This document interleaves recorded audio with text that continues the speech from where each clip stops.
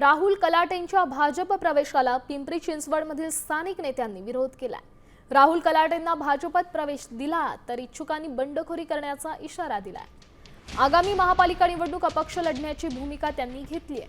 आयात उमेदवार नकोच असे त्यांनी म्हटलंय।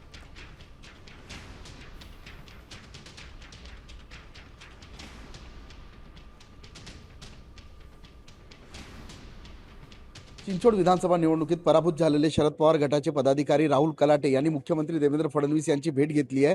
त्यामुळे राहुल कलाटे हे कोणत्याही क्षणी भाजपात प्रवेश करतील अशी शक्यता निर्माण झाली आहे। मात्र त्यांच्या ह्या प्रवेशाला भाजपचे जे स्थानिक पदाधिकारी असतील वाकडमधील त्यांनी विरोध केलेला आहे। आपल्यासोबत राम वाकडकर आहेत।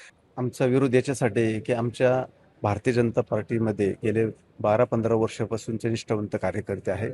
ज्यावेळेस भारतीय जनता पार्टीचा एकही सदस्य नव्हता तेव्हापासून आम्ही भारतीय जनता पार्टी वाढवण्याचं आम्ही मोठ्या प्रमाणात काम केलेलं आहे। आज आमची परिस्थिती चांगल्या प्रकारची संघटना तिथं झालेली आहे। त्यामुळे आम्ही सक्षम आहोत निवडून येण्याकरता। त्यामुळे आम्हाला आयात उमेदवार नको। आमचा पक्षश्रेष्ठीवरती भरपूर विश्वास